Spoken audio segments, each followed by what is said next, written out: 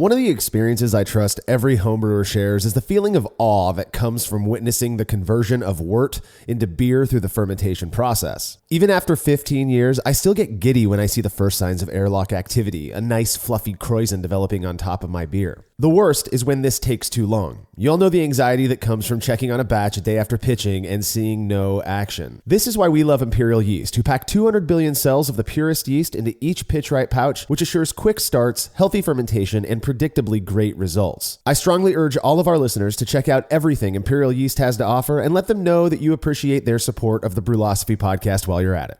All right, on to the show.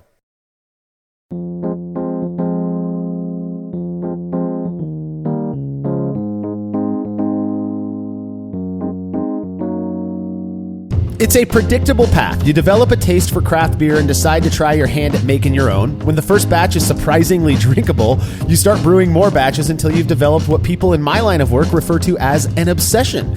Your beers continue to improve to the point you're consistently producing a quality product, at least according to the neighbors and family that you give it to for free.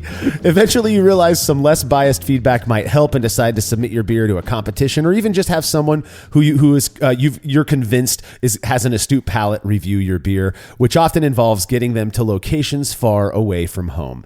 This is the Brewlosophy podcast. I'm your host, Marshall Schott, and joining me on this episode to discuss our experiences packaging and shipping beer is contributor Andy Carter. Marshall, the thing I spent the most amount of time learning how to do was package beer, because guess what? That's the last step before you get to serve it, right? So it doesn't matter how your hot side goes, doesn't matter how your fermentation goes. If you can't serve it correctly, I mean, all is kind of be lost. So I think it's important to review how we do it, because I think we both have slightly different ways of approaching this problem. And so I'm happy to talk about this today. Yeah. Now we are not going to be focusing much on the initial packaging of beer unless you're doing bottle conditioning, which we will get into that. But we're going to be talking about packaging specifically for shipping beer. Now, over the years, I've shipped tons of beer and have used numerous methods for not only getting it into the bottle, but packaging and shipping them. I'll admit my results haven't always been great, though the techniques I ultimately adopted did seem to increase my chances of a positive outcome. Now, if you listen to last week's Average Brew episode where Tim, Justin, and I reviewed a bunch of New Zealand Pilsners submitted by the Brew Club members, you'll understand what inspired us to focus on this topic. Funnily enough, when we asked our patrons for topic suggestions, packaging and shipping beer came up quite a bit as well. I think it was the number one most often recommended topic for us to focus on. So that is why we are focusing on it this week, in hopes of potentially maybe helping those of you who want to ship some beer into us for review or into competition, help you to ensure that you get the best beer possible there. Now, speaking of our patrons, if you're a fan of this show and you'd like to receive a reward for your support, you can consider becoming a patron over at patreon.com/brewlosophy. By making a small monthly pledge, you'll receive rewards like access to unpublished contributor recipes, unique discounts at YakimaValleyHops.com, and an invite to a monthly live Q&A session with somebody in the brewing world. This month's guest is the apartment brewer himself, Steve Heprick, whose YouTube channel is chock full of killer videos where Steve covers everything from brewing on a smaller scale to various beer styles and everything in between. If you don't know what I'm talking about, head over to YouTube, search for The Apartment Brewer, and lose a couple hours checking out his catalog of great content. It really is awesome, an awesome channel. This is going to be a really good session. If you want to be a part of it, you have to make your pledge at patreon.com/brewlosophy by this Friday, August 26, 2022, as Steve is going to be taking questions on Saturday, August 27th. All past sessions are available on our private Patreon and Facebook pages, so you can go back and watch them whenever you like. Learn more about becoming a patron over at patreon.com/brewlosophy. Another really easy way to help us out is by using the links found at brewlosophy.com/support. When shopping online, your experience doesn't change at all, and we get a little kickback for the referral. I know it's kind of difficult to remember to go to brewlosophy.com/support before you go to Amazon or all of the other places you might shop for homebrewing gear. So one way you can do that is to go there initially and then bookmark some of those links, and we get that little kickback that really does help us to continue bringing you this show. And finally, if you wouldn't mind letting us know what you think about this show by leaving a rating and review in Apple Podcast or wherever it is you listen to podcasts, we'd really appreciate it. I just checked it this morning and saw that we were at 913 reviews, which is crazy, just 87 away from that 1,000 review mark, and we would love for you to help us reach that milestone. Now, this is in Apple Podcasts, so if you're not on an Apple phone or you don't have access to Apple Podcasts, we're not necessarily talking to you, though we will take your reviews wherever you leave them. We really do appreciate them. Thanks to everybody who has already rated and reviewed the show. We read every single one of those reviews. Feedback is brought to you by Clawhammer Supply, who are known for their incredible all-in-one electric brewing systems. I've brewed on both their 120 and 240 volt systems, and I'm telling you, they are legit efficient, easy to use with a relatively small footprint.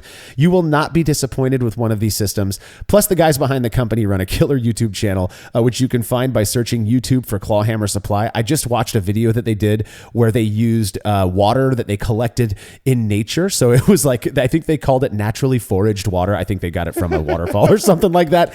Just awesome stuff that they're doing on that channel. If you're in the market for electric brewing gear, make sure to check out what Clawhammer Supply has to offer at clawhammersupply.com. And don't forget to let them know Brulosophy sent you when you're checking out. That's clawhammersupply.com. Listener Felipe Bianchini from Brazil wrote in with feedback on episode 244, where we focused on reducing mash length. Felipe says, you mentioned the possible decrease of temperature over the 60-minute mash as a factor that could explain the higher attenuation compared to the beer that was mashed for less time. That's significant, but I think there's another more significant explanation. Alpha amylase is known to chop the middle of the sugar chain, but in fact, they can chop anywhere, which means they can also act on the far end of it, the same site beta amylase acts, also creating fermentable sugars. So longer mash lengths leave more time for both alpha and beta amylase to act, including chopping the far end of the chains, helping to increase the amount of fermentable sugar. That's why the longer mash also had higher fermentability. Despite the OGs being virtually the same and the decrease in temperature, the beer that was mashed longer had more fermentable sugars in solution. What do you think, Andy? Oh, yeah, absolutely. The longer you're letting these enzymes work without denaturing them, that's the key. Without denaturing them, there's going to be more chopping. Now, there's a limit to this, of course, right? Because each type of grain used, if it's barley or wheat or whatever, it's going to have only so much it can chop it. And then there's also the heat aspect. I mean, if you go too low, you're not going to work either. So it makes sense in general if you do longer mashes. But there's a limiting returns, right? If it's 80 to 85 to 90 to 92%, right? Eventually it's going to stop. It has to find, right? Enzymes aren't smart, right? They're just little proteins that are folded in a certain way and have to drift into the carbohydrate, or the carbohydrate has to drift into it, and then it has to the ability to size it, to cut it up. And so there's going to be less opportunities as the mash goes on. So do you want to spend 30 more minutes getting 2% more efficiency, or do you just want to add another handful of grain and call it a day? That's up to you. Yeah, well, one of the things Felipe focused on that I think is really interesting is the fermentability of the wort based on mash length, right? Because we talked about mash length and how 30 minutes and 60 minutes, maybe there's a 2 SG difference overall, which isn't significant. But then there's the fermentability component, and I think what he's saying makes a lot of sense. I would never have thought that it had something to do with alpha amylase acting on the same part of the chain as beta amylase, but it makes sense that if you give it more time, that you are going to chop those sugars up, to become smaller, I guess. Which makes them more fermentable, and so you could get a lower FG as well. Very interesting thought, Felipe. I can't substantiate it with what I know, but it sounds like it makes sense to me, so we appreciate the feedback. Now, if you have show feedback, you can send it to feedback@brulosophy.com, or you can drop us a note on social media. Time for a quick break. When we return, we're going to be discussing our experiences packaging and shipping beer.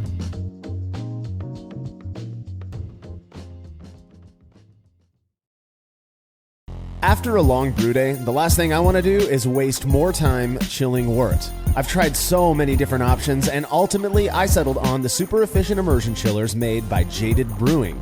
With the King Cobra and Hydra, I'm able to chill my entire batch of wort from boiling to just a few degrees above groundwater temperature in as little as 6 minutes. If an immersion chiller is right for your brewery, then do yourself a favor and check out all of the rad options Jaded Brewing has to offer at jadedbrewing.com, and be sure to let them know Brulosophy sent you. As every brewer knows, the best beer requires the best hops, which Yakima Valley Hops provides fresh from the source to brewers around the world, carrying everything from classics like Cascade to modern favorites like Galaxy and Mosaic, as well as other ingredients and gear. Yakima Valley Hops has it all. And don't forget to check out their new podcast, The Late Edition, where the YVH crew goes into depth on our favorite plant with industry experts. Head over to YakimaValleyHops.com now to see all they have to offer, and subscribe to The Late Edition wherever it is you listen to podcasts. Craftmaster Growlers takes traveling with and sharing beer to a new level. Made from heavy-duty stainless steel, Craftmaster Growlers are double-wall insulated and can keep beer cold for up to 8 hours. Unlike typical growlers, Craftmaster Growlers come with a swiveling tap and fully integrated CO2 regulator cap, allowing beer to stay fresh for 2 weeks or more. The square design takes up less space and will fit in most refrigerator doors, and every Craftmaster Growler comes with a 1-year warranty. There are 64 and 128-ounce versions available over at craftmastergrowlers.com.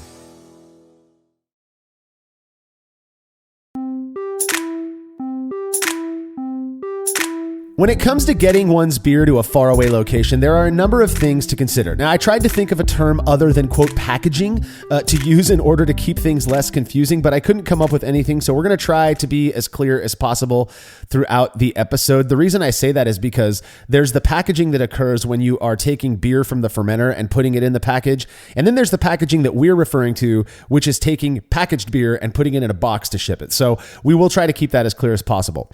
To my mind, there are three main components here: getting the beer packaged in the vessel it's going to be shipped in, properly packaging those vessels in the shipping container, and then actually shipping the beer. Let's start by talking about what is perhaps the most important of these, which is getting the beer into the package, a task that introduces numerous vectors for problems. And in my mind, Andy, I'm curious what your thoughts are on this. There are three main problems that can occur at this point in the process, and the things that you want to be focused on the most, and they all start with a C, the 3 C's of packaging beer. Yeah. So the first, and this is the important one. I think after doing a decade of home brewing, and Marshall also similarly long time home brewing, the biggest thing we see is cold side oxidation. This has got to be the biggest one. If you think anywhere from home brewing all the way up to the pros, all they care about is that beer tasting the same from the tap, in the bottle, in the can, all the way through the shelf life of the beer, right? And so they spend hundreds of man hours every day working on their packaging lines. And what do we have? Well, we have a beer gun, or maybe a tap handle, and CO2, right? So we're at a disadvantage. So in my mind, I don't worry. There's other two we'll talk about, of course. I think they're important, but this is the lion's share issue. Now, how would I approach this is a good question. I'm kind of curious because I have my own kind of way of doing it. I have my way of doing it. I'm curious how you approach the cold side part. Well, yeah. So since this is an experience episode, I want to talk about my experience. I'm going to try to keep sprinkling my past experiences in here. Cold side oxidation, admittedly, was one of those issues that I ignored for a long time. It wasn't until we started Brewlosophy and actually did experiments. People often ask, like, what experiment had the biggest impact on you? One of the biggest variables we've tested is cold side oxidation, where I'm like, wow, okay, it does matter, and it really matters. And with the rise of the hazy IPA, which for whatever reason seems to be far more sensitive to oxidation than a lot of other styles, it's become even more, I think, important in my world as a brewer. Now, what are some of the downsides to cold side oxidation? You're going to see a change in color, and we're talking a nice pale yellow IPA can go from that beautiful color to a purplish, grayish, real gross looking beer within a matter of just a few days. So absolutely. It's incredible, especially, if you're storing those beers warm, which if you're shipping them, they're going to be warm. They're going to be warmer than fridge temps at least. Yep. And so that's going to expedite that staling process as well.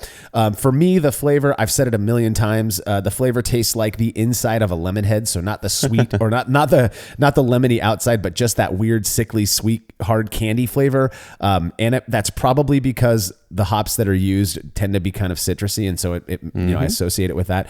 Now, just as an aside, I was reading those reviews. I believe it was a review in Apple Podcasts, and somebody said, if I had a nickel for every time these guys talked about cold side oxidation, well, buddy, you're going to make a lot of money on this episode if that's the case, because that is honestly one of the biggest destroyers of beer that shows up to competitions or that you ship, is cold side oxidation. So we are going to get into different methods that we have experience with using and talk about our thoughts on how that might reduce cold side oxidation in this episode. The other 2 C's, the big one is contamination. I remember back when I started brewing, contamination.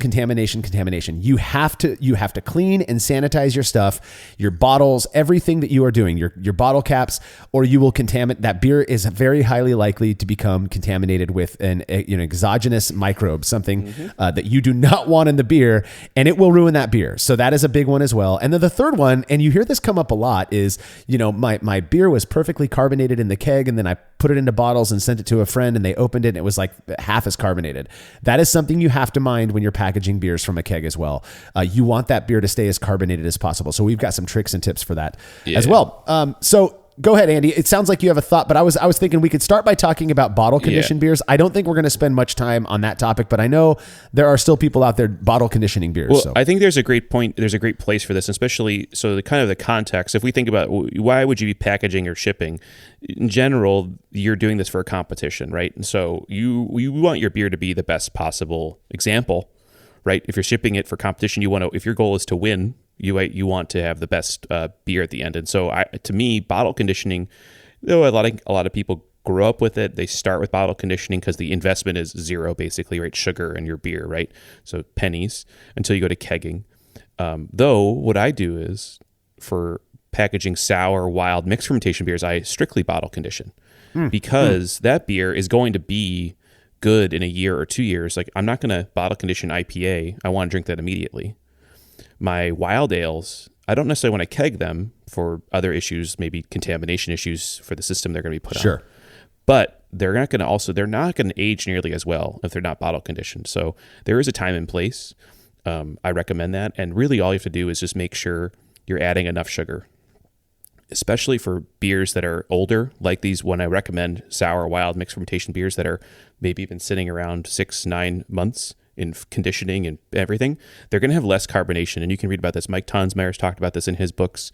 There's some calculators online, but basically beer will lose its equilibrium carbonation over time, because if you think of the beer as carbonating as it's fermenting, and then over time it loses that carbonation gradually, you need to add more carbonation. So you add more sugar. So to the point of carbonation above, think carefully when you package beers that are sour, mixed, wild, that are older, because it's going to have less carbonation than your calculator thinks it does. So usually I just double it. I just double it. And honestly, these can take a lot of carbonation. So doubling your drops or doubling your sugar isn't the end of the world. So yeah. So I'm weird. When I do we're going to do an entire experience episode on sour beer brewing, and we may even split it up into two because I know that people are doing quick sours and traditional souring. And in fact, we had discussed that for this episode, but it is just too big of a bear for us to tackle right now.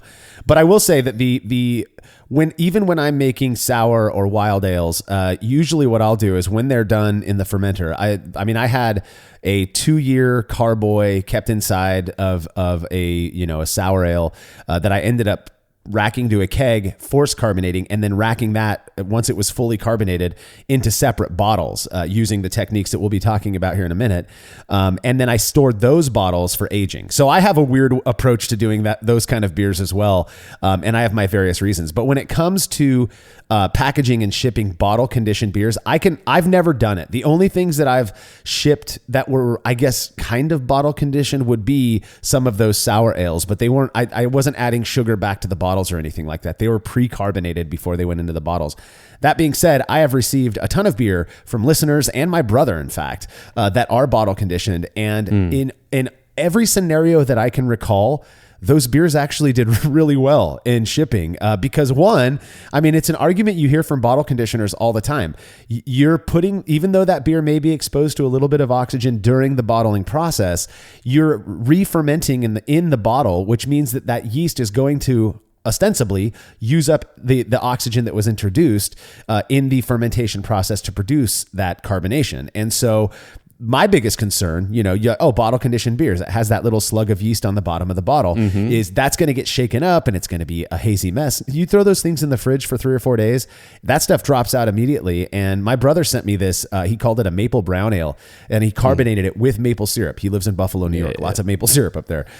This beer was phenomenally fresh when he sent it to me and cleared up. It was crystal clear after 3 or 4 days in the fridge. So bottle conditioned beers aren't a bad thing when it comes to shipping. I don't know if there's too much anybody needs to pay attention to. You don't have to worry about carbonation because of the fact you're not carbonating it in the keg and then losing that carbonation upon transfer to the bottle. It's getting all of its carbonation in the bottle. And one could argue that the shipping temperature is only prolonging, your conditioning time, which isn't a bad thing. So, yeah. So it recommended for those kind of edge cases, but we'll focus on clean beers or beers that are going to be carbonated with CO2, exogenous CO2. So yeah, and which is what both you and I do 99.999% of the time. Is we're force carbonating in the keg, and then if we want to ship that beer somewhere, and I think a good majority of our listeners out there are probably using the same technique, is they're force carbonating in the keg, and then they need to get that beer from the keg into another vessel of some sort. We're going to talk about different containers here in a minute, but that process in and of itself introduces a number of vectors for issues. So let's break down some of the methods that we have experience with. Good, bad, and ugly. Andy, I want to hear some of your bad stories as well. So I'd say the first thing I did when I got into packaging for competition, or just packaging bottles in general that weren't after sugar, right? So maybe 4 years into brewing. Was I got kegs, right? You got to have kegs. And part of that is also how to keg correctly. Those are different. That's a different episode. We've talked about that in the past. Once you leave the tap, everyone, they get a Blickman beer gun. I think a lot of people save up for that because the beer gun is simple, right? It's got two buttons, one CO2, one is beer, and you go for it. And I think the thing with that is that you could lead yourself astray quickly, mainly because not that you're not going to package the beer well, you're going to lose a lot of carbonation if you don't do it correctly. Carbonation stays in solution when things are cold. When you have multiple feet of warm plastic sitting outside your keg, all these extra doodads, and it's new to you, right? The first few times you do it, you're not going to dial it in correctly. In my opinion, it just took me multiple times before I understood all that. And so you need to get your beer very cold, correctly carbonated, and we'll talk about that in a second too, the correct carbonation. But the beer gun is good because, like I said, it puts CO2 in there. You can purge it for, minutes if you want, however long you want to purge it. And then you fill it full of beer. And then, that's it. And I think the one thing I learned, and I got this from someone else, was actually filling the bottle. And I'd like to hear your opinion on this, Marshall, is when we fill the bottle, how full do you fill it? What nerdy things us brewers focus on? That was absolutely something that was on my mind when and so I had a friend, a very, very successful competitor from San Diego. He said he goes all the way to the top. I'm like, oh, that's interesting. Why? He's like, well, no oxygen. I'm like, well, that's fair. I mean, there's headspace, right? Oxygen headspace. And I actually ran the calculation. You do lose a little carbonation because of the headspace, but it's fractions. It's fractions of a volume. But what's interesting is, why do you look at it as a kind of aside, but why does commercial beer have headspace? It's because if the beer freezes, it expands, and you're not going to pop that lid off. Right, any extra pressure on that lid is sayonara for the whole bottle.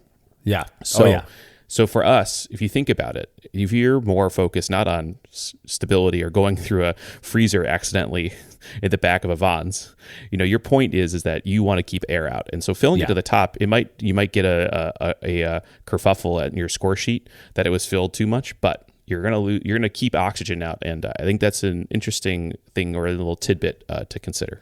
Yeah, well, and that's also the argument for capping on foam. People have heard that term a ton, right? Cap on foam, cap on foam. The idea being that foam is made of CO2, so if that foam is there, you are ostensibly not capping on oxygen. And so I think that's a good recommendation.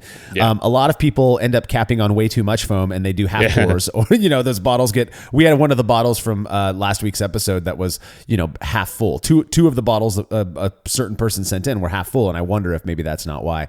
I've used the Blickman beer gun precisely 2 times in my brewery. I thought it was effective. I thought it worked great. I thought it was kind of expensive, but for what I was going for. But what I didn't like about it is you have to finagle things before using it. You have to open your kegerator or keezer. You have to reduce the PSI. It is not a counter pressure filler, so that you have to adjust the PSI down really low in order for that beer not to just shoot out of the gun into the bottle. You want it to be a slow pour. But yeah, the nice thing about it is you can purge those bottles ahead of time because it has those 2 triggers, one for gas, one for beer. It's very, very effective. I know tons of people who that is purely the way that they go about bottling from the keg, and it works really well. I borrowed a Blickman beer gun. I used it those 2 times. I wasn't a huge fan, so I hit the internet and ended up finding a do-it-yourself build for what they call a counter pressure bottle filler. And these work a little bit different than the Blickman beer gun. You're not doing any purging necessarily, but the idea is you put a wand at the bottom of your bottle that's connected to your keg or your faucet, however you end up doing it. The first one I made, you'd connect directly to the keg, but you would leave it at about 10 to 12 psi. So that beer is coming out at full pour strength, full flow, but you have a bung that that tube goes through that seals the bottle, and as soon as the pressure in that bottle reaches that 10 to 12 psi, it stops flowing. So now you can very gently, I used my thumb, you kind of crack the seal and it gently fills to exactly where you want it. All the while, again, presumably pushing any oxygen that was in the bottle out of the top as you're doing it, because CO2 is now displacing that oxygen and you're pushing it out. And then I would fill to the top, but as soon as you remove that wand, it leaves just enough space that you cap, and it looks like a commercial pour. So that is counter pressure bottle filling. I've done that hundreds of times. That is how I actually still prefer, if I'm going to bottle from the keg, that is how I prefer to do it. Of course, I'm prepping my bottles. I'm cleaning them. I run my bottles through the dishwasher with no soap on just the highest heat possible to sanitize them, and then pull them out. I'm not purging my bottles necessarily, but I have run into some issues, even using the counter pressure bottle filler method. Yeah, I mean, so for me, I never did spring up to the counter pressure thing. I think I tried a couple of them, and I just was like, well, at the time I was like, so kind of getting out of competitions or not entering as many competitions. So I was like, well, I'm fine with not investing the next step. It's curious. You said, so the counter pressure would be ostensibly it is filling it full of CO2. Do you think you just didn't purge it enough? Is that what you're worried about? Or you're talking about the issues that I've had? Yeah. So when it comes to counter pressure bottle filling into glass bottles, the only time I had an issue was, that I can remember at least, we had our biggest local competition here is the Fresno Fair competition, which people submit all around the U.S. To this competition. Yeah. BJCP, all that stuff. And I had made a Märzen that all of my friends thought was really good. And it did really well in a smaller competition that we did in our homebrew club. And so I figured I'd hold on to some bottles and submit it to the Fresno Fair. It was a couple months later. I presume they stored the bottles in the fridge, but I can't be too sure. Either way, I saved a couple of bottles myself. And when it went into the fair, which had some of the same judges who had judged that beer previously, it had been clearly contaminated. So, I'm soaking these bottles in Star San. I'm doing everything I can, but there are sometimes uncontrollable, things that happen, and that beer was contaminated and gross. So I opened up the bottle I had and that I saved, which is something I like to do when I compete. And sure enough, it had that same nasty, contaminated flavor that, a month prior it didn't have. So, that's just one of those things. I've not had a oxidation issue that I'm aware of using glass bottles and counter pressure bottle filling, using that method. To me, at least, it's a good way to at least reduce the risk of cold side oxidation. The other thing I'll say, how I approach the bottles, I came up. This is I think another thing I got from someone else. I think it was probably Jamil Janisef actually years ago on a podcast. He said he never packages in used bottles. He just always buys new ones. And I kind of took that to heart. I used to clean and strip labels in PBW, and I was just all about it, like the bathtub full of bottles. And I realized, I'm entering less and less competitions. I just decided, well, every time I package, and this goes back to sour beers too, is I'll just buy another box of glass. I'll still clean it. I'll still rinse it. I always Star San spray, all that kind of stuff. But I will always buy new ones just because it's also a space issue, right? If you just have a lot of empty bottles, if you don't have the space, it just makes sense to have I got 2 cases of bottles and I got a box of caps. I'm good to go. So yeah. The other method that I want to hit on real quick, because I know people who have done it really successfully. My buddy Sean Wood, who's been on the show, I think a couple times in the past, talking about House of Pendragon's sour beer program. He is a highly awarded homebrewer who has won, I think, a couple best in shows locally here. Brews phenomenal beer, and when he packages it, his beers come out really well. All he does is he reduces the PSI on his on a system down to like 2 PSI, and then after purging his lines, will just take a well sanitized bottle and put it under his faucet and slowly fill it that way to the top. So he's capping on foam. And I'm telling you, the guy makes really good IPA, and I've never had an oxidized beer from him. So I'm not suggesting that method. I've tried it a few times, but only like when I'm taking beers to a friend's house that we're going to drink that night, you know. It is an option, and I wonder how many people out there are doing it and just not talking about it for fear of being judged, you know? Well, hey, I'll raise my hand here. That's kind of what I'm doing. I have in general, when I'm packaging bottles, and again, there'll be weeks. Basically, it's kind of, you have to get a little bit, and I say this when people have entered competitions, you have to be Moneyball, right? You have to be smart about how you're entering, right? What are you trying to do when you enter these competitions? And so I always try to package right before the entry deadline, you know, try to know it's going to be in a cold place the entire time, you know, think about cold chain.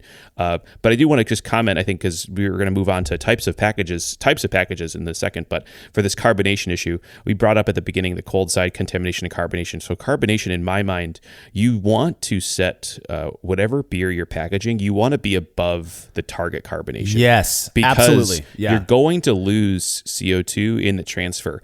Beer moving is beer losing carbonation, period. It's period. So what I do is, and you have to kind of think ahead, of course, and it would help if you really care about this. And I think in the end, once your beers are in the 30s, the high 30s to 40s range, this is where carbonation really matters as competition. This is not a competition podcast, but this is where it really gets down into it. But you want to set your kegerator a little higher and then bring it down for packaging. So you go up to put a little more CO2 in it, and then you go down so it flows smooth into the bottle. This will really set your beer apart when the competition is tight, because your beer will be then properly carbonated and not a little flat. And you'll know that. You can taste it. You'll be like, oh, this could use more carbonation. That could get you points and put you in a different place. And that's where I recommend just bumping up just a little bit. We have, by we, I mean Tim, Jersey / Justin, and myself have reviewed well over 250 beers at this point. The biggest issue that I've noticed is not cold side oxidation. People seem to be minding, for the most part, you know, minding their CSO fairly well. It's not contamination. We've had very few, if any, that I can recall, contaminated beers. It is the carbonation. And it's to the point where I would say almost a majority of the beers that we receive are slightly undercarbonated. And it's gotten to the point where I'll tell the guys, just don't comment on the carbonation if it's a little bit low, only because it would be so redundant. It would be so repetitive. You have to consider this. When you are you're going to your keg and you're pouring yourself a pint and it's perfect. And you're saying, man, this is good. You know, it's not oxidized. It's not contaminated. And it's got perfect carbonation. Perfect. Wonderful. I want to package this and send this off to the guys for review or send it into a competition. You are now going to transfer that beer from a keg, step one, into a bottle. You're going to lose some carbonation there. It may not be much, but you are going to lose some. And then that bottle is going to get shipped to me where, who knows, you know, maybe you lose a little bit in that, even if it's in a sealed vessel, but then it gets to me and I chill it down, or it gets to the competition, they chill it down, and now they're pouring it into different glasses, and there you're going to lose more carbonation there. You are better off, or at least I feel like I am better off, allowing the person pouring the beer to control the level of carbonation, because it's easy to knock some of it out in your glass. We all do it, right?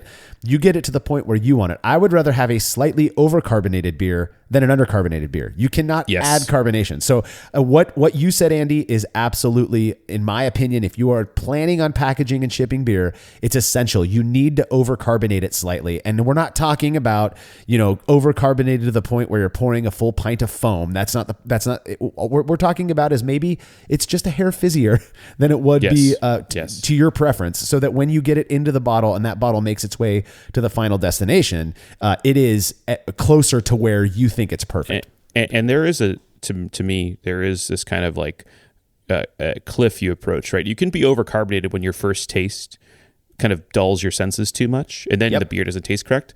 But that's also when like the beer is like half foam, kind of, right? There's exactly a balancing act. So we're getting into like the real. What's funny is I considered this initially as like the thing that you don't worry about, but honestly, homebrewing is so good today. I swear we were at a competition, 10 beers, I had to do too many beers. You know, sometimes you just get stuck with 8 beers in a flight. It is what it is. Oh, darn, right? Yeah. Oh, darn. IPAs, oh, darn. Dude, every beer was fine, right? Yeah. Where was this? There was no technical, common flaw, right? There is no diacetyl. There is no acetaldehyde. It's carbonation. So what do, right? Yep. What's going to set you apart? There's not much you can do. So it's interesting. Yeah, I agree. All right, well, let's move on to talking about different beer containers. We're not going to harp on this for too long, but there are different ways that you can package beer for shipping. Glass bottles, I think, are the easiest. You've got you've got a couple different options when you're looking at or thinking about using glass bottles. Obviously, you've got the 12 ounce versus the 22 ounce bomber. I've done both successfully. I think a big thing with the 22 ounce bomber, or I guess it's not a huge thing, but something that you'll hear people talk about is it being that it is a larger vessel, there is effectively more oxygen in there to start. So purging may become a little bit more essential or more important if you're using bombers. But really, if you're using a counter pressure bottle filler or a beer gun or something like that, chances are you're exposing that beer to a similar amount of oxygen. So either of those works for me. I kind of like bombers because you just get more beer out of it. So you don't need to send 2 bottles. You just send 1, you're not going to submit a 22 ounce bomber to competition. That's not acceptable for most competitions. So yeah, I mean, I think so. Depending on the competition, sometimes bombers are okay, especially certain styles it's in. But honestly, just to be clear, what's the last time you saw a bomber on the shelf anywhere? So no kidding. I think glass is par excellence, especially because the techniques to fill them are well known. I know people have cans. We'll talk about cans. Bombers, you can be packaged with different things. I think the big thing is people don't want to see like cork and cage bottles just because those become harder to store. So you have to actually kind of think a little bit about where the beer is going to be, how they're going to store them in a big container warehouse kind of thing. And so that's why I focus on the 12 ounce bottle. It's kind of the optimum size. With COVID, people have gone from two bottles to 3 bottle entry. So prepare yourself, get ready to have a lot of bottles available. I also like just being able to throw an extra bottle in there and throw it in my fridge so that when the score sheet comes back, at least I know the bottle was stored correctly, right? I stored it in my fridge the entire time. How did they store it? And maybe the differences are in there. So yeah, I always use 12 ounce bottles when I'm shipping to people. I always prefer crown cap. Another thing to consider when you're looking at glass bottles is crown versus flip top caps. Flip top caps work great. I've received 20 plus beers with flip top caps, packaged in flip top bottles, and they've been fine. I've received a few that haven't been fine, and I don't know if it's because of the flip top or if a crown cap would have made it different, but my preference is for crown cap because it more confidence in the seal, in my opinion. Oh, and absolutely. Plus it's not going to pop open unless it breaks, right? It's not going to pop open during shipping. I received I believe it was a cider one time that was in a clear flip top bottle that when I pulled it out of the box, it had leaked, and sure enough, the flip top part had popped. It just barely popped open, and it was allowing a small amount. That cider tasted like cider, or tasted like cider. Duh.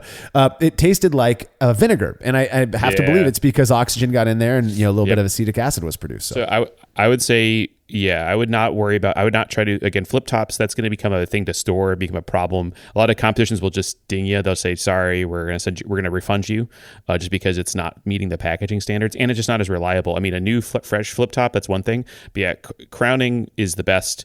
And just think about it this way again. Read about Moneyball a second ago. The big guys do crown caps. Why aren't you doing crown caps? So well, Grolsch doesn't.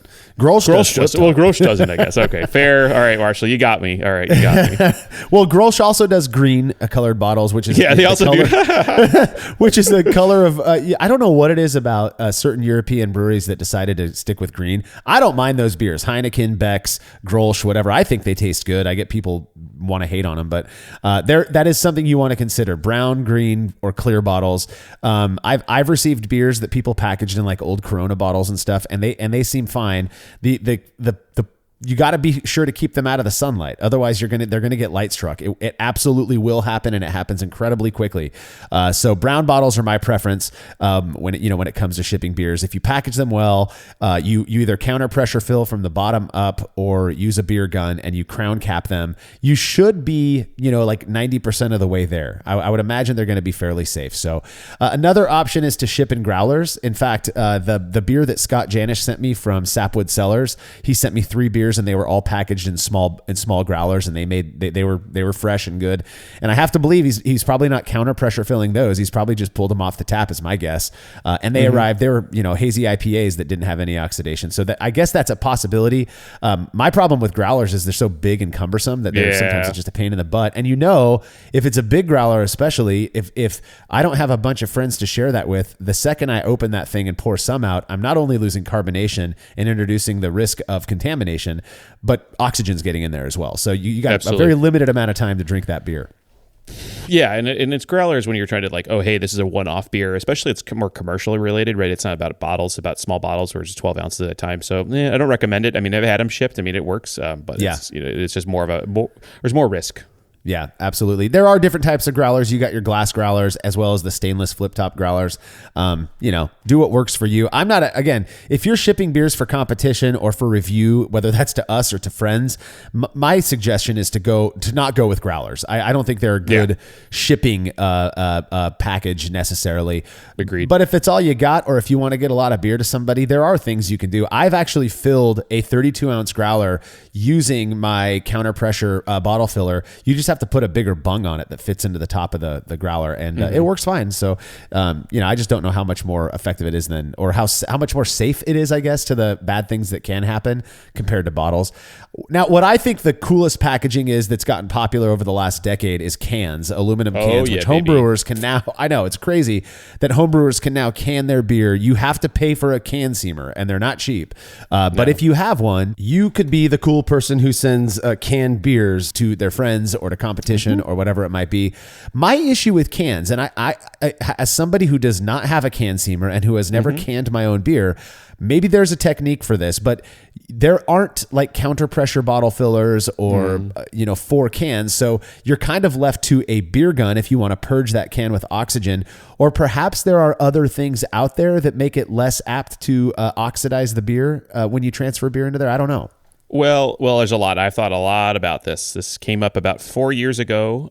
We, as a group, bought a can seamer. It was too expensive. That's how it had multiple people had to go into it for one person to buy it. Now they've gotten a lot cheaper, so it's more readily available. It's the hundreds of dollars price range now, so it's more economic.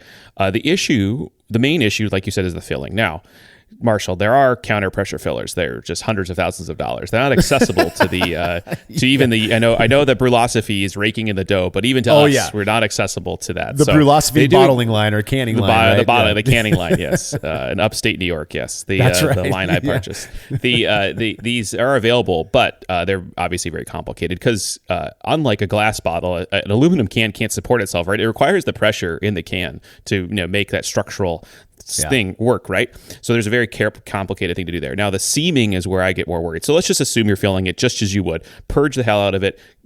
Seam on foam, right? The can lid goes on top of foam, just like we said. Another place where carbonation is being lost. Again, remember carbonation, over-carbonate your beer.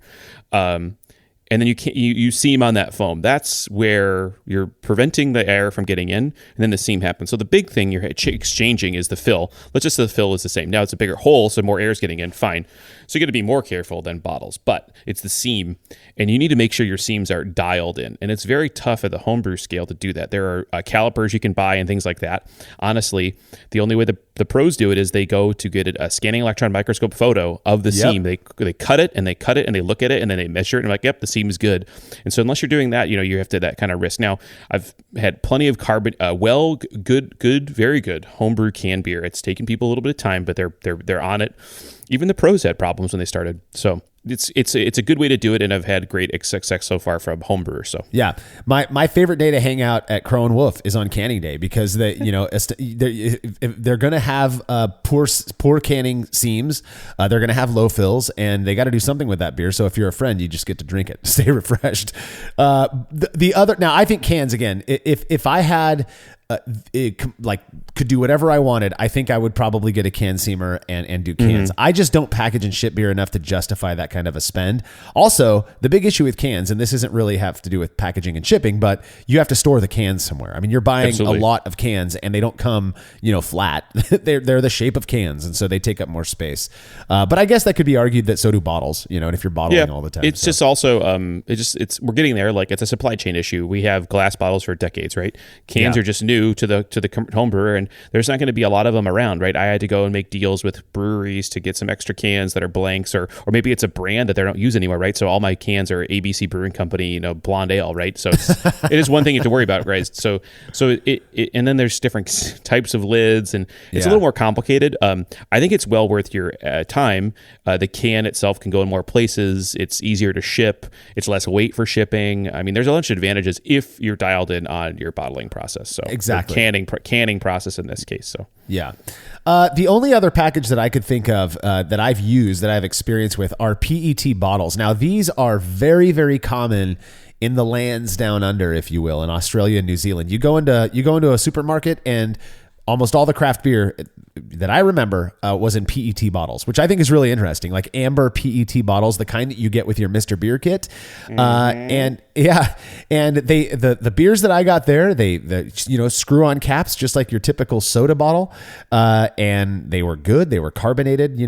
These breweries clearly had their process down. So I came back from a trip to New Zealand, and I thought, I'm going to buy some screw on top PET bottles and just start doing packaging that way. So a little experience story here. Jersey came over one year, and it was right before the Minneapolis Homebrew Con, and I thought, hey, it would be fun to have Jersey brew his very first beer on his own. I mean, I say on his own loosely. On his own, and he helped design the beer. He wanted a really simple Centennial IPA. So, okay, cool, let's make this beer. I believe it was Centennial. It might have been something else. But he wanted a really simple IPA. Like he said, I want something that reminds me of back when I first started drinking craft beer. Those IPAs that were just more kind of piney and all of this. So we designed and brewed this beer. It went out swimmingly. It was perfect. There was nothing wrong with this beer. It was pouring nicely off the tap. We use a counter pressure bottle filler to put it in these PET bottles. I screw on the caps. We capped on foam, did everything right, and then threw these about 6 or 7 of these bottles into our bags, and that got checked and went up in the airplane. And when we landed in Minneapolis, no joke, 2 days later, after bottling these things, we opened them up, and they were not the pale yellow IPA that we had made. They were this dark purple, crystal clear, dark purple, nasty oxidized beer. And I'm thinking, what in the world did we do wrong here? Right? The only thing that I could come to is that somehow the PET bottle, maybe the screw on top on the PET bottle allowed, the pressure change or whatever from not being in the cabin with us, perhaps pulled some oxygen in and absolutely ruined these beers. We poured every single one into the bathtub while we were there, and every single one of them was purple. We got home a week later, or a few days later, and poured them off the tap, and it was perfectly fine. So I don't know if it was the bottle, if it was my packaging process, but I stopped using PET bottles there. But there are people who are still using them successfully. So yeah, that's interesting. It'd be nice if you do that. If you ever rerun this, to leave some at home in a fridge and just see if it was the process of moving them. Oh yeah. I've never done the PET. Yeah, the Mr. Beer was before my time, unfortunately. So I never got to experience that. But I mean, it seems to work. I mean, there's probably, it's hard to say. I'm thinking about what else goes into those bottles, and a lot of times, I just think off the top of my head, a lot of times what goes into PET bottles is things that are not going to be around for a while. So things that maybe can take oxidation, or they're going to be consumed quickly, or some others, like some other convening factor. So I don't know, sure. But yeah, I would avoid it. I mean, sorry, I'm avoiding it. I'm not interested in it. Yeah. But it's an interesting vessel from the perspective of it's not glass. So there's maybe some, again, packaging, weight, safety, that kind of thing. So yeah, you don't have to. In the next segment, we're going to talk all about the shipping process, right? Getting those beers into a package and then shipping them off. With PET bottles, you don't have to worry about breakage. That was my sole thing. It was like, oh, how nice that you could ship these off and maybe just put a little bit of padding down and not have to worry about them breaking in the package. Well, if you're going to ship off a beer that's great, it didn't break, but it tastes like crap, right? I would almost rather focus on packaging things properly to avoid breakage, to make sure that beer arrives on time. There are a couple of other things. We're not going to focus too much on these, but I know some people who they're using sulfites, so potassium or sodium metabisulfite, at the packaging process when they're racking from a keg into a bottle. And the way that I read that somebody who is saying that they're having great success doing this, first off, they're not bottle conditioning, so it's okay to add a little bit of sulfites. It's just going to knock the yeast out anyways, if any existing yeast that's there. What they're doing is they're making a solution, a diluted solution of sulfite, potassium or sodium metabisulfite, in water, and they're adding a few drops to each bottle right before adding the beer to it. And their idea being that it's going to reduce the risk of the likelihoods of oxidation. It makes sense to me. We've shown over and over that metabisulfite absolutely does reduce cold side oxidation. So in the bottle, I don't see why it wouldn't work either. I've never done that, so I don't want to speak to it experientially. Another thing, I'm curious what your thoughts are on the oxygen absorbing caps. I bought some a while back and didn't notice any real impact. I'm not sure how absorbing those caps actually are, but I know a lot of people rely on those as well. Yeah, I think so. For those two, let's talk about caps. I think caps, I think they just end up buying them. I think they usually just have them at the shop. I'm not too concerned either way. I mean, I don't. It's hard to say whether they're doing it or not. I would say that the sulfite one is the one I really want to experience next, because I think that one is important. That's like kind of the next step, especially for canning. I think that could be a real game changer for people that are on the knife's edge of how they're packaging their beer. So I'm more curious about that one, and I'm going to probably explore that one in the future. Yeah, especially for canning and especially with hazy IPA. I would love to see that experiment, right? Bottling with and without metabisulfite, I think would be a fascinating comparison for a hazy IPA. So, yes. Well, those are our experiences getting beer into the container. When we come back from this break, we're going to be shifting our focus to properly packaging those beers in boxes and getting them shipped off.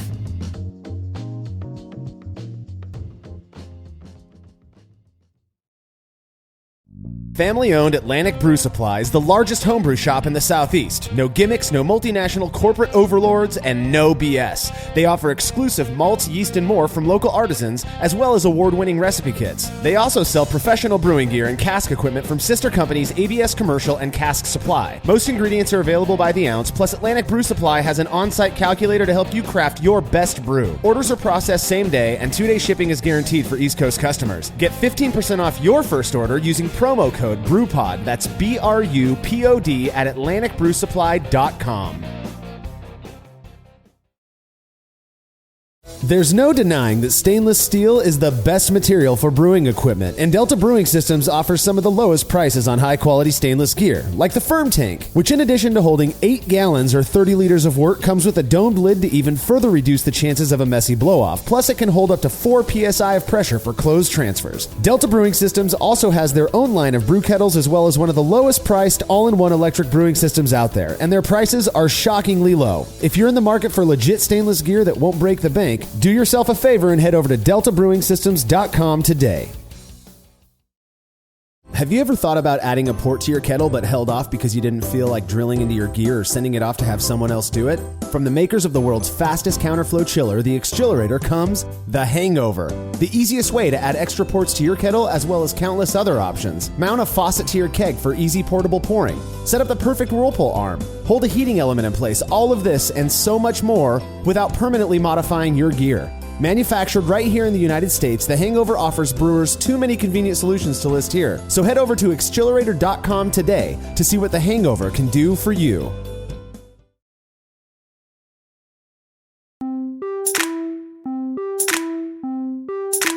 I believe it was sometime in 2016 I sent off some beers for my buddy and fellow podcaster James Spencer to review on Basic Brewing Radio. Now, I live in California, he lives in Arkansas, so it's not a short distance. When I hadn't heard from him a week after I shipped those beers, I hit him up and he said he hadn't received them yet. All right, maybe they got delayed somewhere, no biggie. Then a few days later, I get a text from him saying that the package was delivered, but it was wet and smelled like old beer. When he opened the box, he found one of the 6 bottles had broken. This is a fairly common occurrence among those who ship beer, and it sucks big time. To start this segment off, we're going to chat about our experiences preparing beer for shipping. So packaging beer, but in the box, not in the bottle, and go over what we found to be the best methods. Well, Marshall, I like to go to the local print shop and put my nice labels on all my boxes and stuff. I want to make sure that tell everyone this is homebrew, right? You want to do the opposite of that. We'll talk a lot more about how to package beer and how to move it through the different agencies successfully, or at least our experience with it. So I would say the first thing, like we said, we go back to containers, because now not so much about the beer going into it, but the box you're going to put the beer into, right? What would you choose? And again, I mean, by and large, I would say actually probably 100% of the time I'm using glass bottles like everyone else. Yeah, so am I. The truth of the matter, though, is if you're shipping cans or PET bottles, you have a significantly reduced chances of those things breaking during shipping. The only times I've ever received broken or beer that has broken in the package, or that it's happened to me, has been when I'm using glass. Obviously, when I shipped PET bottles numerous times and they never broke. I've received beers in cans and PET bottles and they've never broken. They've never leaked. So it is kind of nice nice on that front. But again, my preference is for glass bottles, which means that you have to prepare those bottles properly to ensure that they arrive to their destination in the best form possible, which means they're not broken. Yeah. How do you go about? I've got kind of a this way of doing it that I've come up with that seems to work best. It's what I recommend when people send beers into us for review. But what do you do from the very beginning when you're prepping to ship glass bottles? I have come up with I call it my foolproof method. Not only have I shipped multiple home brews, I have shipped commercial beer. And that's because I trade beer for commercial aspect. And I used to. I don't do it as much anymore, but I did a lot. So it's actually, honestly, in some cases, more important for the beer to arrive correctly because there might only be one bottle of that beer in existence. And so you need to not let that bottle break, lest you be on the wrong side of a trade. First, you want to get all your beer organized. Maybe you have to go label it or take photos of it to make sure you package it correctly. First thing I do for almost all anything with a crown cap or any cap is I wrap it in electrical tape so the cap gets a piece of electrical tape around it. That just prevents the crown from ever getting yanked, especially when they unpackage it so it doesn't get opened up. So that's my first thing. It's a little insurance policy. Next, I'm going to find a box that's going to go into another box. So I call it the box and box method of packaging. Your first box, your smaller box, is what's going to hold your beer and it's going to be tightly packed with beer and maybe paper or some styrofoam or whatever, or a bubble wrap. So the bottles aren't moving around. So that small box gets really well packed, and then you can kind of seal it up almost like it's its own contiguous environment of maybe 12 bottles. They're all upright. I usually don't like storing them sideways. You can if you have to, but it's upright and then wrapped. So it's all packed in one thing. And then that thing goes into another box so that it's almost protected. The sides of the box are more protected. So if you go to Ace Hardware, Home Depot, they sell boxes of different sizes. Usually you can find the small one that just fits into the bigger one. And that's how I package it so that the smaller box is then wrapped again in some type of packing material to prevent it from jostling too much. Usually you can go get like this is kind of a subtle one, but if you go and you see 24 packs of cans are stored on flats, those cardboard flats have walls on them, right? And they're like almost corrugated. You can shove those on the side, and then those prevent the box from touching the small box from touching the big box. So there's this kind of convoluted, but if you're trying to get your beer delivered and without any breaks and no one suspecting what's in the box, this is a good way to do it, in my opinion. So I have a different approach that I've used. When I was shipping beers, it was largely for competition, right? Back in the days when I was actually interested in competing, which I am not these days. I have no interest in competing. But I kind of developed this method that I admit was based on value. I did not want to go and spend more on the packaging materials than I did on actually shipping it, which would basically double the cost of shipping the beer in, which, considering that you're spending all of this money to enter the competition already, it's like, God, this is a very expensive hobby, or just packaging and shipping beer is expensive. So what I came up with is this, and again, this is what I recommend to people when they ask if they're shipping beers in for review. First, you bottle that beer using all the techniques we previously talked about. That's key.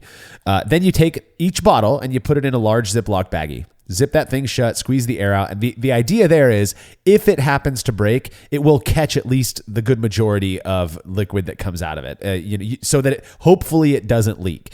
You then take that Ziploc baggie and you wrap each Ziploc baggied beer with something that's fairly shock absorbent. Bubble wrap is so cheap. You can buy it by the roll for like $5, or you can get huge rolls for like $15 on Amazon.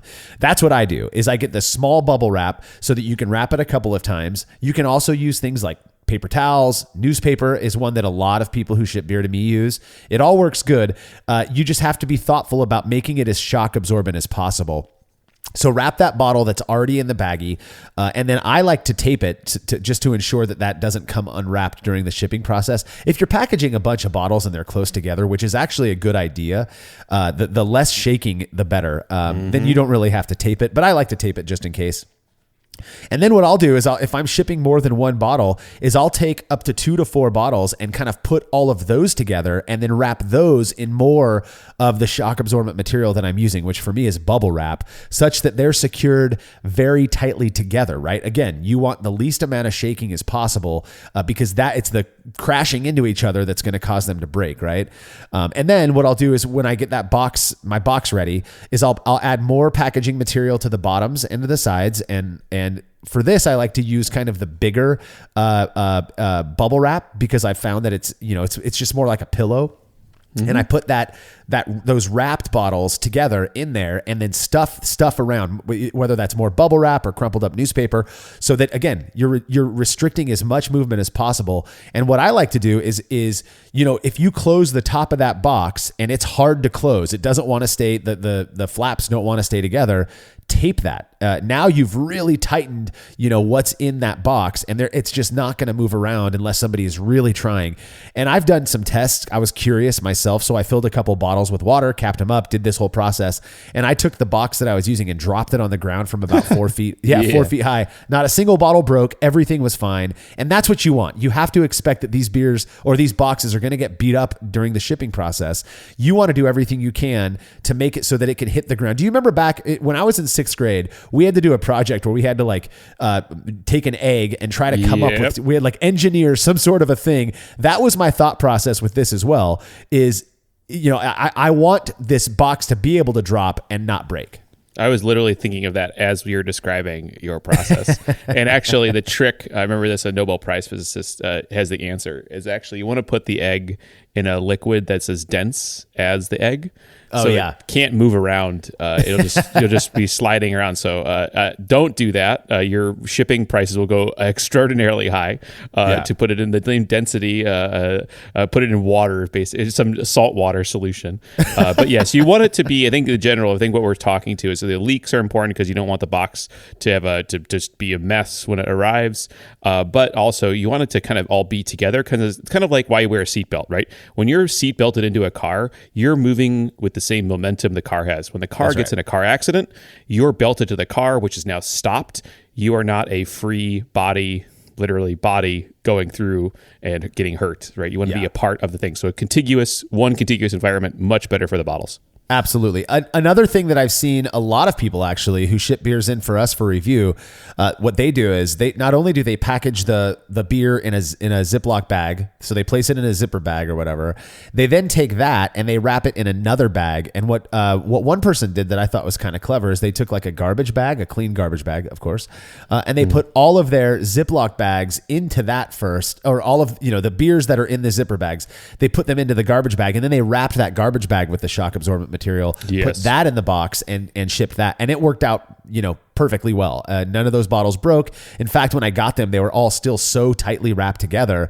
It was really nice. Everything made it exactly how this person expected them to. So again, if you're shipping beers and you know that somebody else is going to be drinking them and you want them to get the impression of the beer as it comes out of your tap, you want them to enjoy the beer, go the extra mile. I mean, you really don't want to spend all of this money on shipping and all of this money on packaging and put all of that effort into it just to have that beer show up broken. I mean, it sucks, Yeah, especially if you're looking at competitions and stuff. If you're trying to do something, again, people enter competitions for different reasons. But if you're trying to win, you want the beer to be there the best possible way, and you don't want any broken glasses. A broken bottle means you might not go to the second round, right? Wouldn't that suck? 45 point beer can't enter second round because a bottle broke. I mean, come on. Yeah. That you spent $80 to get there. Exactly. Exactly. What a bummer. So what are your thoughts, Andy, on using cold packs with shipping beer? I would absolutely do that if you're doing competitions. I don't do it for trade beer. Almost no one in this. There's no standard, rigmarole for trading beer. But I would do it for comps. I mean, honestly, what people do is they get sick of shipping and they just literally drive the beer. If this second round of NHC, people, I've seen it. I have seen it. So have I. People load the car up and they go. Doesn't matter where it is. They're driving it. So, you could. It's kind of just, what do you want from this hobby, right? That gets more philosophical. But I think the cold packs make sense. It's going to add weight. It does. I think it does provide a level of thing. The big thing with packaging, I think we didn't really touch on, is that why is it that cold is better? Well, it's consistent temperature is really better. Beer is going to be served cold.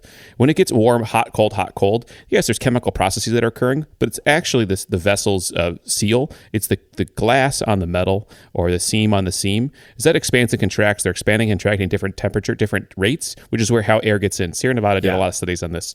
And basically that's where your air is coming in. So you don't want to warm hot, cold.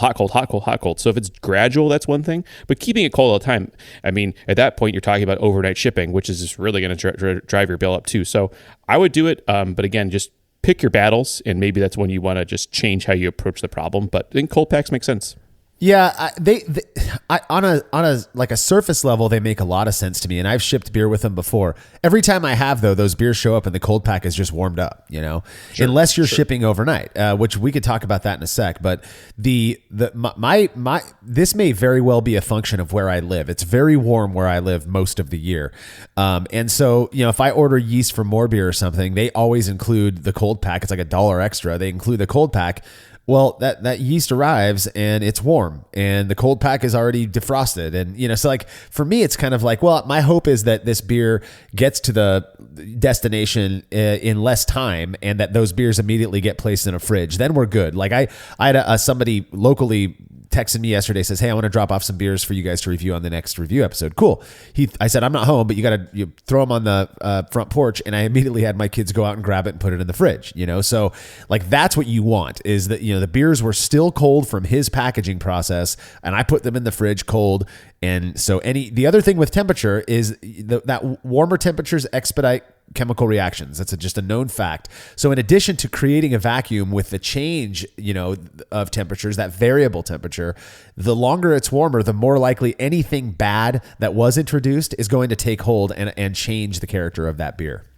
Yeah, I would just avoid it. And that's where once you're adding up all these things, totaling it up, how the beer is getting there, shipping is one way, but, just think about, well, maybe I should just drive it over or move it over. But yeah, shipping, it goes either way. It's like, hey, you ship with yeast with ice packs and they come up warm too. So it's kind of just add a little bit of an insurance policy. Yeah, I think it's a good idea. But again, considering what you're paying, we're going to talk about shipping now. And I think this is going to be a fun conversation because we have a lot of experience using different shipping methods, if you will. But yeah, depending on how long, what you're paying for those beers to make it to its final destination, it may be worthwhile to use cold packs. I've found that it doesn't really do much for the way that I ship beer. And again, I haven't done this in a while, but very rarely am I receiving beers at my house. And I receive multiple boxes of beer every month from people. Very rarely do they have the cold packs, and we've had beers that come out great. So I don't think it's an essential thing. Again, like you said, Andy, I do think it's kind of an insurance policy. Yeah. All right, Andy. Big question here. I know that this makes a lot of people anxious, but if you are shipping beer, if I say, hey, Andy, you've got this beer on tap, I want to taste it. I live 200 miles north of you. You're not going to drive it to me. Ship me some beer. Where are you going to take that box and drop it off? Yeah, usually I'm going to a FedEx or UPS. I know there's a USPS, and we'll talk about that in a second, but I usually go there really for the convenience. When you go to a bigger hub, there's you can just drop them off. You don't talk to anyone. You label it yourself, and the box is on its way. It's much faster. And I just do ground, honestly. I don't really go crazy, but the bigger private carriers, in general, they're not turning a blind eye to you, but they aren't coming after you either for the beer shipping. Especially if you follow the suggestions we just recommended you do about how to make sure the packaging is solid. I've never had a problem. So I've used UPS and FedEx as well. I've never used DHL, but I've received some beers from people who use DHL. So that I guess that's an option as well. They will tell you that it is against the rules for them to ship beer, to ship alcohol. There are certain exceptions to that. I forget exactly what they are, but overall, shipping bottled homebrew is not allowed by any of the shipping companies. So I walked into a UPS one time, and I was. This is actually a story that will lead into my next point here. I had a whole box of beer I wanted to send to my brother. I think it must have been 5 or 6 beers, something like that, well packaged, using all of the techniques we've already discussed. The box was maybe 7 pounds, I can't recall exactly, but I take it in there and the lady asks me, what are you shipping? And I said, well, if I tell you it's beer, are you going to send me out the door? And she goes, yeah, just don't tell me it's beer, right? So, okay, I get that, so she was cool with that. And we put it up on the scale and she calculates it for the cheapest ground shipping that I could use from Fresno, California to Buffalo, New York, UPS. It was $56. I wasn't about ready to spend that much money to ship 5 beers to my brother. That is like more expensive. I wouldn't spend that much money on the best beer at the store, Yes. So I pulled back. I said, you know what? I'm going to go check out my other options. And I walked into a USPS, which this is after the fact. So you can't come after me, feds. I walked into a USPS and looked at they have these really great priority flat rate shipping boxes, which guarantees a 2-day trip to their final destination. So not only are you paying a flat fee for this box, but it's only going to take 2 days to get there as opposed to the 7 to 10 days UPS ground would have taken. And it was $20 less. I did have to split them up into 2 medium-sized boxes, but it was about $20 less than shipping at UPS. Now, what is the big concern people have with USPS is that they say that it is against the law to ship alcohol using USPS. So what am I contending with here? Am I going to get myself into some crazy trouble where I end up in a federal prison because I sent homemade beer to my brother? Yeah, you're not going to. I'm not worried about that. They in general, what's the worst? People, there have been stories. I mean, people do get in trouble, but not directly. It's usually a blanket statement saying, hey guys, don't do this, or a reminder, hey, don't do this. Yeah. In the end, these rules are really about the fact they don't want their pack in alcohol in the United States. This is specifically a United States discussion, but in the United States, 21 and up means for alcohol, and really it's about who serves it. And so, in theory, if someone was delivering beer to someone that was under 21, someone would be prosecuted. That's where this all really starts from. So, in general, that is not what's going to happen. But you have to be cognizant of it, especially like Marshall said. Who's it going to, and how you're approaching the problem, and right. So. And don't ship beer to people who are underage. I mean, then you're just stupid if you're doing that. Then you're exactly. Yeah. The reality is, I talked to somebody who worked for USPS a while back, and I asked this, and they were frank with me. They're like, I'm not the one who makes the rules, but basically what what we're told is that if we pick up a box and it smells like alcohol, just to throw it away. We just throw it in the garbage. Exactly. They're not prosecuting anybody. Now, are we recommending that you use USPS? That's not what we're doing here. I'm just telling you about my experience, and I haven't done it in years. And I mean that. I really do not enjoy shipping beer, but I love receiving it. So I get a lot of beers shipped to me via USPS flat rate boxes. You could get a large flat rate box shipped for $21, and is what you could fit in that thing, whatever you want. It doesn't matter the weight. To me, that's my preference. Again, it is technically breaking the law. So if you have some sort of a moral obligation to the federal government and their shipping policies, then by all means use some other form of shipping. But those priority flat rate boxes make it really affordable. In my experience, it does compared to using other options. One thing that you'll hear a lot of people, just tell them you're shipping yeast samples, which I think is pretty funny because beer technically is a yeast sample. Yep, that's what I do sometimes, or pinball parts or whatever. You just pick something. In the end, you don't have a need to disclose. I think the one example I have, which is interesting, was I didn't say what was going in the box. It was clear I got a little bit of a look when I brought the box in and everything. I don't know how they knew, but it was just very odd. But it was very odd. It was at UPS. I dropped the box off, and it just gets kind of lost for like 2 weeks. Oh yeah, and then it just magically gets delivered one day. It was very odd. I mean, you have to kind of, you are at the whims of the shipping guys. But that's why I like going to the hubs. There's just a big table where you just drop your box off that's pre-labeled. So that's my preference. So. Yeah, and I've never been asked, "What are you shipping?" They don't. What they do is like, "Are you shipping something that's flammable?" Or and you say no to all that stuff. Yeah, exactly. Yeah. But they don't. You don't need to tell anybody what you're shipping them. It could be something that you don't want anyone else around you to know, and you don't have to tell them what you're shipping. So I don't. The whole yeast sample things I think is cute. It's kind of funny, but it's not necessary at all. I just don't say anything at all. When I take a box in, I put the label on it. I ship it off and we're good to go. I have had one issue. You made me think of it. I was shipping my brother another box of beer, and it was a big one. I think there was something like I think I shipped him like 12 beers, along with some Brulosophy shirts and some stickers. It was a big box. I think it cost like $85 to ship this box. And I did use UPS for this one. I remember very clearly what I used because I ended up contacting them 2 weeks after I shipped the thing. We were thinking maybe it just got lost. Who knows what happened, whatever. I call UPS and I'm like, he still hasn't received it. What's the deal? And they're looking in their system and it says it was delivered. It was delivered like 3 days ago. So it did take, 12 days or whatever to get out there. But it was absolutely delivered. And I'm like, he is telling me right now that he did not receive that package. Well, lo and behold, he had moved and I didn't update my UPS account. No. So when I typed his name in, I just didn't, you can save addresses. When I typed his name into the shipping calculator thing, it put his old address on there. And so he calls the people who live at his old house. And sure enough, they're like, oh God, yeah, we received that package of beer and didn't know what to do with it. But they're like, we opened it, so he now lives hours away. He's like, just enjoy those beers, I guess. So yeah. I was happy to be able to, provide somebody I don't know with some beer and spend basically $100 shipping it. But make sure you put the right address on the boxes. Basically, Absolutely. is my moral of that story. Yeah. Any other considerations when it comes to actually packaging and shipping beer? Again, I know people are really concerned about the United States Postal Service issue. I am not at all. Like, I'm negative concerned about it because, again, all they're going to do is toss your box. If a UPS box, if a beer breaks in a UPS box, they're going to do the same thing. They're just going to throw it away.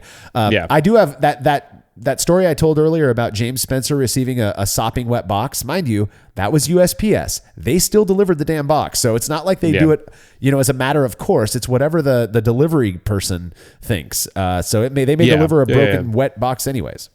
Yeah, I would say in general, just worry about. I would say the where to put your concern is in the packaging of the box itself, and then of course your packaging of your beer. Like, I would just, each tier is more important than the last, right? So previous tier is more important than the current one. So like how you package the beer, that's one thing. How you get in the box, one thing. Who you use, I think that's less, almost not immaterial, but it's also like, if you're getting into the places where you're really moving a lot of beer, you're shipping a lot of beer for competitions, you're going to figure out the right way to do it and figure out what works for you. And I guess it's, don't sweat the small stuff in this case, and just package, just do it well, and then test stuff, right? I would say, like I said about carbonation, like you may need to go and actually like go through and try different carbonation levels to see what you like. Yeah. And then you have to try different packaging ways and all these things, and then go for it. I think just also works. What works for me, because I live in a more metropolitan area, is I can go to these loading docks and stuff, but maybe you can't, and then you have to go deal with a local mailbox, et cetera, or something like that. So just depends on where you are.